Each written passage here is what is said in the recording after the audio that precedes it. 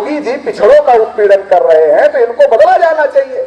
बहुत खलबंदल मचा था, लेकिन आरएसएस के लोगों ने कहा नहीं, बदला नहीं जाएगा। तो क्या किया, हमारे ही कुछ लोगों को सेंटर में मिनिस्टर का पद दे दिया, संतुष्ट करने के लिए मिनिस्टर का पद दे दिया। और उधर मिनिस्टर के पद की घोषणा हुई, इधर नीट के इंट्रेंस एग्जाम की घोषणा हुई। उधर 27 लोगों को मिनिस्टर बनाया, इधर 27% आरक्षण गायब कर दिया। हमारे लोग इस चर्चा में लगे हैं, मिनिस्टर बन गए, हमारे समाज का आदमी मिनिस्टर बन गया, हमारे समाज का आदमी मिनिस्टर बन गया, मिनिस्टर बन गया, मिनिस्टर बन गया। और उधर आपके बच्चों को मेडिकल में सीट ना मिले, इसकी व्यवस्था उधर कर दी गई। तो अब हम लोगों को थोड़ा आंख खोलना पड़ेगा, थोड़ा जागृत होने की जरूरत है। आपके आदमी का चेहरा दिखाया जाता है, आपका वोट लिया जाता है, आपके बच्चों का सत्यानाश किया जाता है।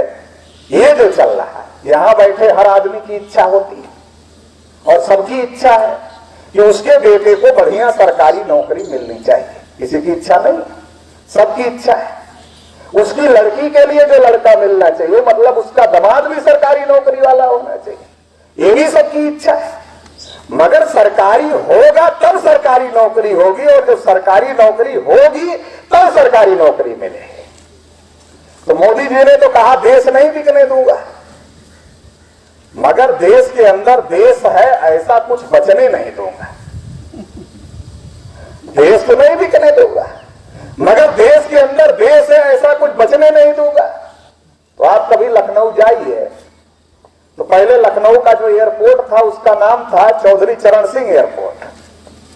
अब आप जाएंगे तो उसका नाम हो गया अडानी एयरपोर्ट। क्यों? क्योंकि उसको अडानी को दे दिया गया, लाल किले को दे दिया गया।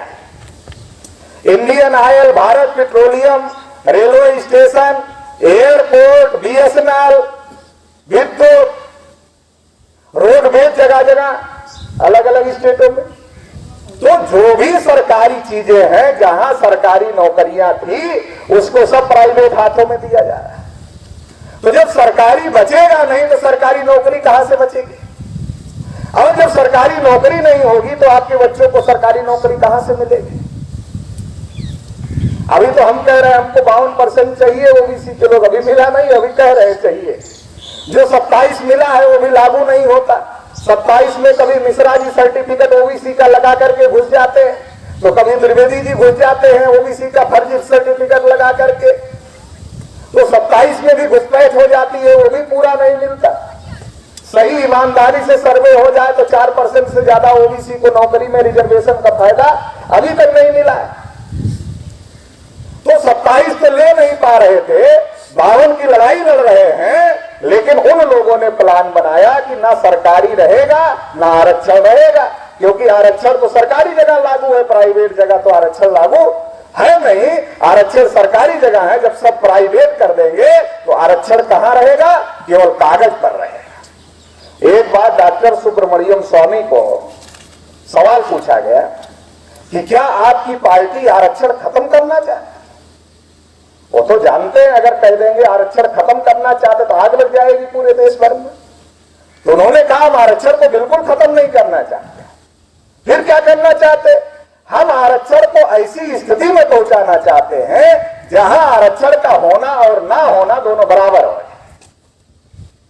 तो जब निजीकरण हो जाएगा, सब कुछ प्राइवेट हो जाएगा, प्राइवेट में आरक्षण है नहीं, तो आपका आरक्षण 0 हो जाएगा। कागज पे पूरा आरक्षण होगा, लेकिन प्रैक्टिकल में आरक्षण 0 हो जाएगा। तो ये बहुत बड़ी साजिश देश के अंदर चल रही है। इस साजिश को हम लोगों को समझने की जरूरत है, पिछड़े वर्ग के लोगों को समझने की जरूरत है। जितना मेहनत पिछड़े वर्ग के लोग अपने को अगड़ा बनने के लिए कर रहे हैं, उससे अगड़ा नहीं बन सकते। कैसी मेहनत कर रहे हैं? हर बिरादरी ये सोचती अगर हम सिंह लिख लेंगे हम अगड़े में शामिल हो जाए, अगर हम क्षत्रिय लिख लेंगे अपनी जाति के आगे तो हम अगड़े में शामिल हो जाए। अगर इससे शामिल होना होता तो अब तक तो हो गए होते। तो इससे तो अगड़ा नहीं बन सकते।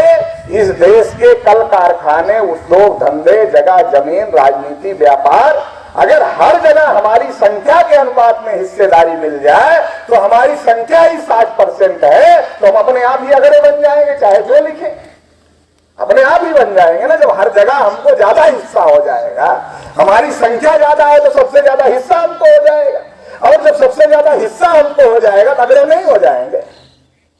लेकिन समस्या है, हम लोग क्या सोचते हैं, हमको ब्राह्मण अगड़े बना दे। जो अगड़े हैं वो हमको अगड़े क्यों बनाएंगे?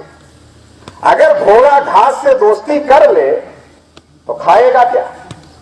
जो अगड़े हैं अगर वो हमको अधिकार दे दे तो हम अगड़े हो जाएंगे, तो पिछड़े हो जाएंगे। तो पिछड़े बनने के लिए वो हमको अधिकार क्यों देंगे? अगर 60% ओबीसी को अधिकार मिल जाए तो जिनका 80% कब्जा है उनका कम हो जाएगा ना। तो कम हो जाएगा तो हमारे पीछे हो जाएंगे। अभी वो हमारे आगे हैं तो अगड़े हैं, और जब हमको 60% मिल जाएगा तो हम पिछड़े नहीं रहेंगे, हम देश में अगड़े हो जाएंगे। तो अगर अगड़े बनना है तो क्षत्रिय लिखने से अगड़े नहीं हो सकते, सिंह लिखने से अगड़े नहीं हो सकते। अगर अगड़े बनना है तो जितनी मेहनत क्षत्रिय बनने के लिए कर रहे हैं उसकी 10% मेहनत ओबीसी बनने के लिए कर दिया जाए। 10% मेहनत की हमारी एक ही पहचान है कि हम ओबीसी। अभी हमारी क्या पहचान है? हम पटेल जी हैं, आप राठौर जी हैं, आप कुशवाहा जी हैं, आप साहू जी हैं, आप प्रजापति जी हैं। अभी हमारी क्या पहचान है? अलग अलग जातियों की हमारी पहचान है, और अलग अलग जातियों की पहचान होने की वजह से जो पिछड़े वर्ग की पहचान है वो कमजोर पड़ जा रही है। क्योंकि कोई भी जाति 60% नहीं है, 60% तो टोटल पिछड़ा वर्ग है ना। जो टोटल पिछड़ा वर्ग है वो 60% है। लेकिन जब हम जाति जाति में बटे हुए हैं, जाति जाति पर ही काम कर रहे हैं, जाति जाति को ही केवल संगठित करने का काम कर रहे हैं, जो टोटल 60% ओबीसी है वो कैसे संगठित होगा? और जब तक वो संगठित नहीं होगा तब तक आपकी लड़ाई नहीं होगी। और जब हम जाति जाति को संगठित करते तो होता क्या है? हर जाति में जाति का नेता आता है, और जाति का नेता क्या कहता है? सारी जाति के लोग आगे चले गए, बस अपनी जाति पीछे रह गई, इसको भी आगे ले जाना है। तो जाति का आदमी क्या सोचता है? जब सब जाति आगे चली गई, अपनी ही जाति पीछे रह गई है, तो नेताजी आए हैं, अपनी जाति बिरादरी के हैं, इनका साथ देना चाहिए और अपनी भी जाति को आगे करना चाहिए। तो लोगों की सोच में गलती नहीं है, तो लोग अपनी बिरादरी के नेता के पीछे इकट्ठा हो जाते हैं। क्यों? अपनी जाति को आगे लेकर जाना है। और जब इकट्ठा हो जाते हैं, ताकत दिखती है, तो जाति का नेता अमित शाह के पास चला जाता है, सोनिया गांधी के पास चला जाता है, बोलता कितना दे रहे हो?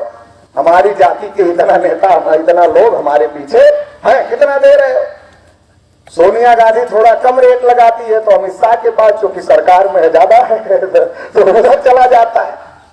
भेड़ के मालिक को आपने देखा होगा, भेड़ के मालिक को आप लोगों ने देखा होगा।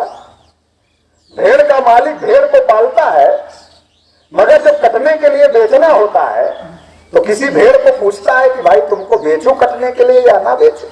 पूछता है? किसी भेड़ को नहीं पूछता। जैसे भेड़ का मालिक भेड़ को नहीं पूछता, वैसे जाति का नेता जाति के लोगों को नहीं पूछता कि भाई हम जा रहे हैं उधर तुम्हारा बलि चढ़ाने के लिए, क्या तुम बलि चढ़ना चाहते हो या नहीं चढ़ना चाहते हो? ये भी नहीं पूछता है, और उधर चला जाता है। और जब उधर चला जाता है तो नेता छोटा होता है तो उसके पास छोटी गाड़ी होती है, लेकिन जब आपके हितों का सौदा करके उधर चला जाता है तो गाड़ी बड़ी हो जाती है, क्योंकि पैसा मिल जाता है तो गाड़ी बड़ी हो जाती है। और आपका वोट लेने के लिए थोड़ा पोजीशन भी उसकी दिखनी चाहिए, तो पोजीशन दिखने के लिए उसको राज्य मंत्री बनाया जाता है, कैबिनेट मंत्री नहीं, राज्य मंत्री बनाया जाता है, ताकि पोजीशन दिखनी चाहिए। उसके पास गनर होने चाहिए, उसके पास गाड़ी होनी चाहिए, सरकारी प्रोटोकॉल होना चाहिए, वो आपके इलाके में आए तो पुलिस उसके आगे पीछे होनी चाहिए, होटर बजना चाहिए, ताकि आपको लगे ये हमारी जाति का बड़ा नेता है। आपकी लड़ाई लड़ रहा है इसलिए आपको नहीं लगेगा बड़ा नेता है। आपको कैसे लगेगा बड़ा नेता है? जब उसकी सिक्योरिटी होगी, जब उसके साथ पुलिस वाले होंगे, जब उसके पास बड़ी बड़ी गाड़ियां होगी और राज्य मंत्री का पद होगा तो आपको लगेगा वो बड़ा नेता है, और जिसको आप बड़ा नेता समझते हो आज की तारीख में उसका कोतवाल भी सुन नहीं रहा। जिसको आप बड़ा नेता, हमारे लोगों को पोजीशन दी गई है, पावर नहीं दी गई। एक होती है पोजीशन, एक होती है पावर। पावर और पोजीशन में अंतर है। पोजीशन क्या है? पोजीशन है आपको गाड़ी दी जाएगी, आपको बंगला दिया जाएगा, आपको गनर दिया जाएगा, आपको रसोईया दिया जाएगा, आपको गेट खोलने वाला आदमी दिया जाएगा कि जब आपको गाड़ी से उतरना हो तो एक आदमी गेट खोले, आप गाड़ी में बैठ जाओ, फिर एक आदमी गेट बंद करे। ये सारा आपको दिया जाएगा। जब समाज देखेगा बोलेगा बड़ा नेता है। समाज के लिए निर्णय लेने का पावर क्या है? जीरो। राष्ट्रीय पिछड़ा वर्ग आयोग को मान्यता दिया ना सरकार ने, बड़ा हल्ला किया कि राष्ट्रीय पिछड़ा वर्ग आयोग को मान्यता दे। राष्ट्रीय पिछड़ा वर्ग आयोग की पावर क्या है? कोई सुन ही नहीं रहा। उन्होंने लिख कर दिया सरकार को कि जाति आधारित गिनती होनी चाहिए, सरकार नहीं कर रही। उन्होंने लिख कर दिया नीट में आरक्षण होना चाहिए, सरकार नहीं सुन रही। तो उनको कहा जाता है तुमको पोजीशन भर है, बाकी क्या करना है वो हम देख लेंगे। जब हल्दी दिखाने से ही हमारे लोग पीले हो जाते हैं तो हल्दी लगाने की कोई जरूरत है हमारे पिछड़े वर्ग के लोगों को? हमारे लोग तो देख लिए, हमारे आदमी को राज्य मंत्री बना दिया गया। अब उस राज्य मंत्री का पीए जो होगा वो आरएसएस का आदमी होगा। तो जब हमारा आदमी राज्य मंत्री को मिलने के लिए जाएगा तो राज्य मंत्री को मिलने के पहले उसके पीए को मिलना होगा, पीए से अनुमति लेनी होगी। पीए चाहेगा तो आप अपने मंत्री से मिल सकते हो, पीए नहीं चाहेगा तो आप अपने मंत्री से नहीं मिल सकते हो। ये स्थिति है। और अगर ये स्थिति है तो जिनको हम अपना नेता समझ रहे हैं वो एक्चुअल में हमारे नेता नहीं है, बल्कि वो बिचौलिए का काम कर रहे हैं। बिचौलिए पहले आपको इकट्ठा करते हैं और इकट्ठा करके आपको वहां ले जाकर के जोड़ देते हैं, आपका सौदा कर लेते हैं। उसका कोई भी फायदा समाज को नहीं होता, फायदा केवल उस नेता को होता है। फिर जब उसको फायदा होता है सोचता मैं सांसद बन गया तो मेरा बेटा भी सांसद हो जाना चाहिए, मेरी पत्नी या पति भी सांसद हो जाना चाहिए या मिनिस्टर हो जाना चाहिए। वो इसके लिए जुगाड़ में रहता, वो कभी फिर ये नहीं बोलता। पहले बोलता है हमारे समाज को इतना % आरक्षण मिलना चाहिए, नहीं तो समाज इकट्ठा नहीं होगा जब तक ये नहीं बोलेगा। तो पहले बोलता हमारे समाज को इतना % आरक्षण मिलना चाहिए। जब मिनिस्टर का पद मिल गया, आरक्षण गया भाड़ में, तो मिनिस्टर का पद है। तब इसलिए बात करता है अमित शाह से, हमको तो सेंटर में मिल गया, स्टेट में हमारे बेटे को या हमारे पति को या हमारी बीवी को, किसी को स्टेट में भी एक राज्य मंत्री ही सही एक दे दो।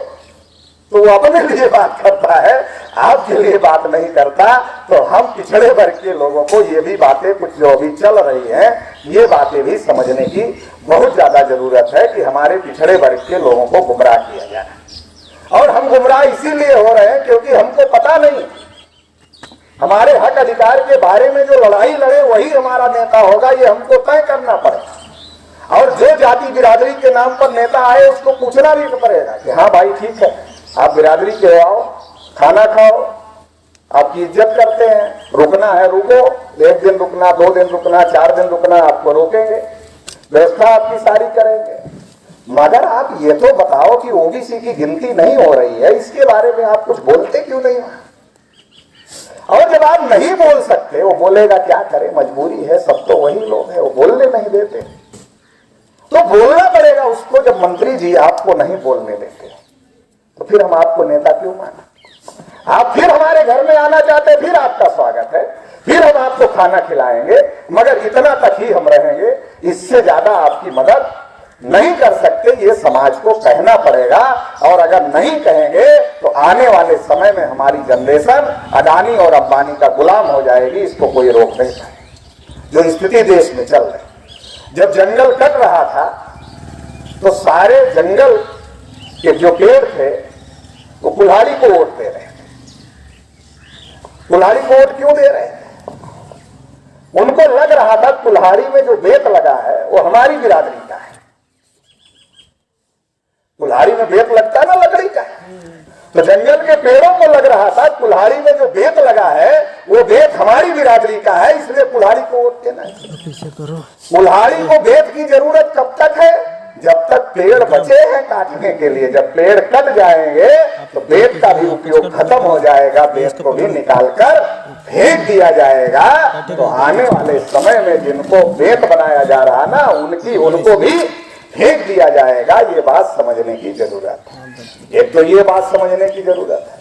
दूसरी महत्वपूर्ण बात ये समझने की जरूरत है कि जिन लोगों की आबादी देश में 3.5% है,